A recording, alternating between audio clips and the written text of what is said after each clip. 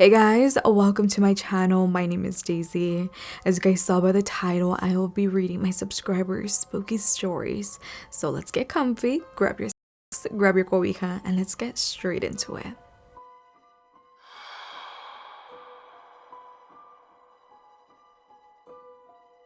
When I was 7 years old, my grandmother told me this story.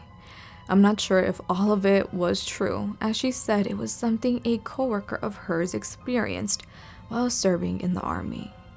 My grandmother's friend, who we'll call Lisa, wanted to take a smoke break late one night but didn't want to go alone, so she asked my grandmother to come along. At first, my grandmother refused since they weren't allowed to leave the camp, but eventually she agreed. As they walked away from the camp, they could hear the sound of grasshoppers and the wind rustling the trees. The only light came from a few distant lamps and the moon in the night sky. They walked a fair distance from the campsite and just stood there for a while, feeling the chilly breeze. Lisa pulled out a cigarette and lit it with one of those small lighters that require you to flick the top with your thumb.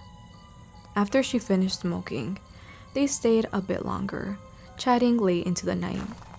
Suddenly, they heard footsteps approaching them. A few moments later, they saw a man walking towards them. They recognized him. He was a sniper. As he got closer, he said, "You guys shouldn't be here." He paused for a second before continuing, not letting them say a word. "It's dangerous out here. If you want my advice, don't ever come out again." Lisa nervously responded, "Why? We need to sneak back in." But he didn't answer her question. Instead, he offered, "I'll walk you back, at least past the hill." My grandmother and Lisa, both a little scared since he was a higher rank and they didn't want to get in trouble, quickly agreed. "Yeah, okay," they said in unison. As they started walking back, the man seemed to relax a little. "I'm not going to snitch," he said, "but I'm going to tell you both something." He then began to recount a strange experience he had the previous week while guarding his post near the warehouse. "I was on guard duty near the warehouse. I noticed a foul, rotten odor in the air, and out of curiosity, I decided to investigate.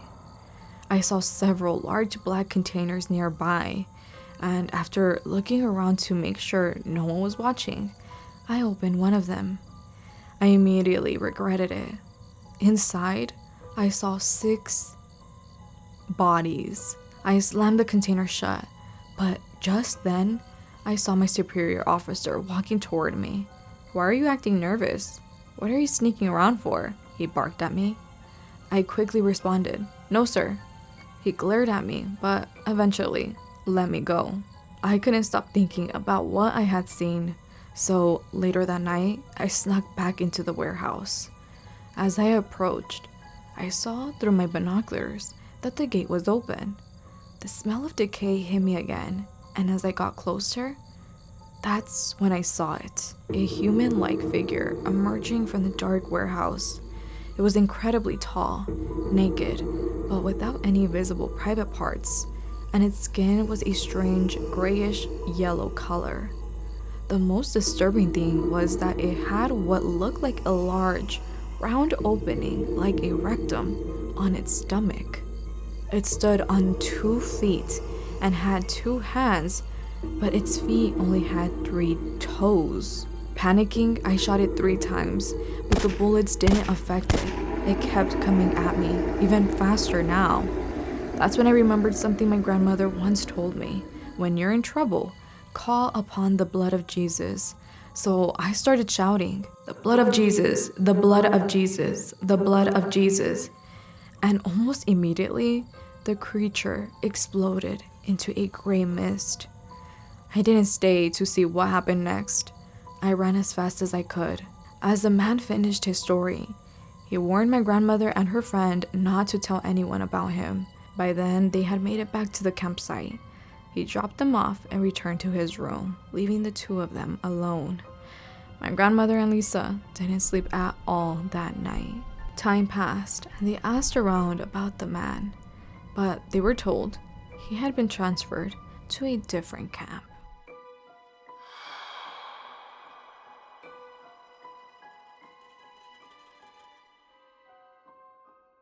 Hi, Daisy.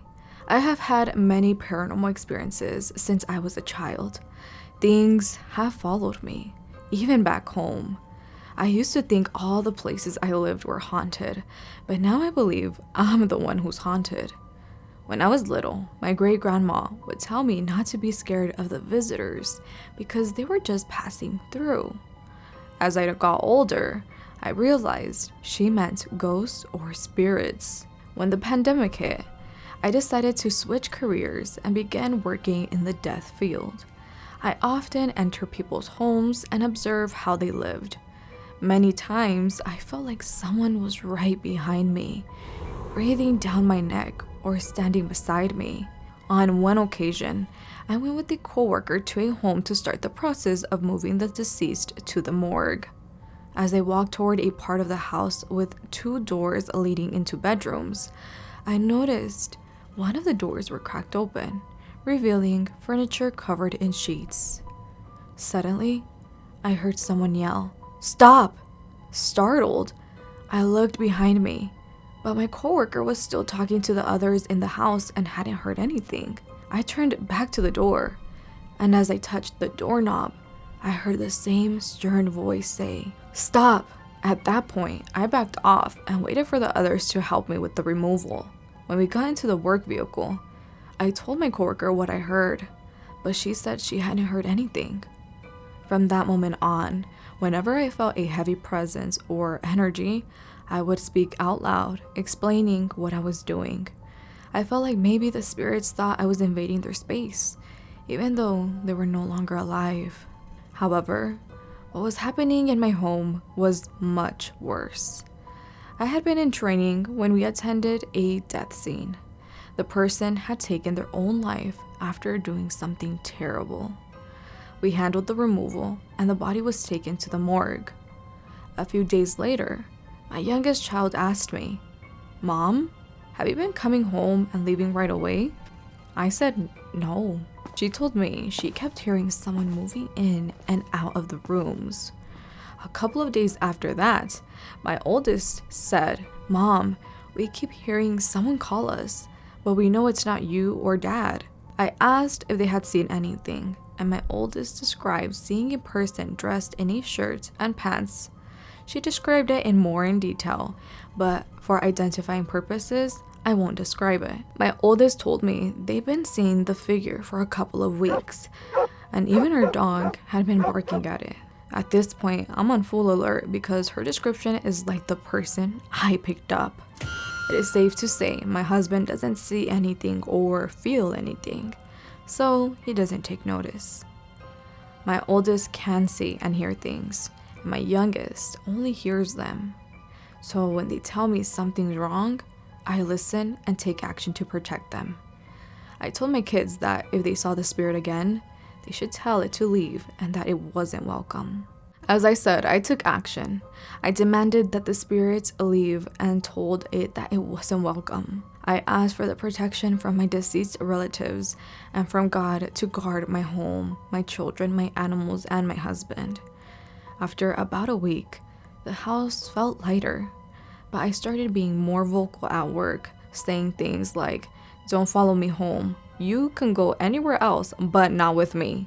Since then, I haven't had as many spirits follow me, but I know they're still around while I'm working.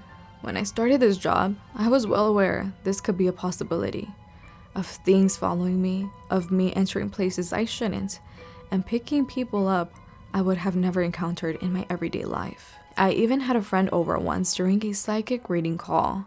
She came over unexpectedly while I was still on the phone with the psychic. When she entered my house, the psychic said, "Whoever is behind you has a lot of dead people around her. She needs to protect herself. It can be draining." I was surprised the psychic could know or sense that without being there. Like I said, I'm a haunted person. It's never been the location. It's just part of who I am.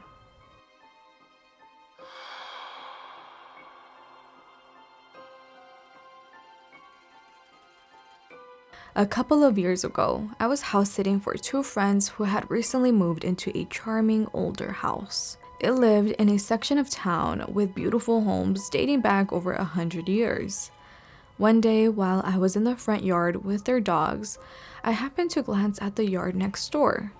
I saw two cute little children, a boy and a girl, both around 5 to 7 years old, playing outside. At first, nothing seemed unusual, but I quickly noticed they were wearing very old-fashioned clothing. The girl was dressed in a pinafore, and the boy wore knee-length pants with suspenders.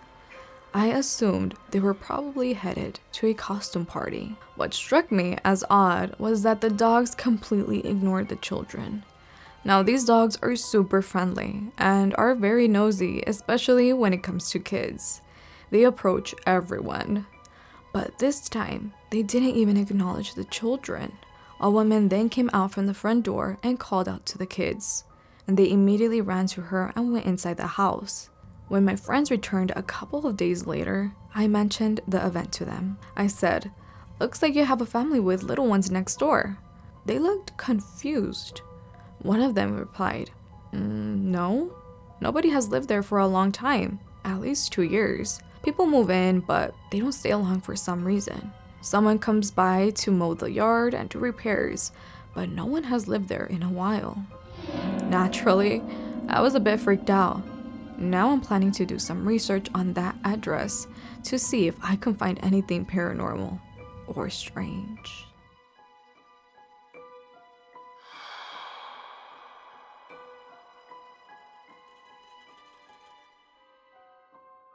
Hello Daisy, my name is Brad.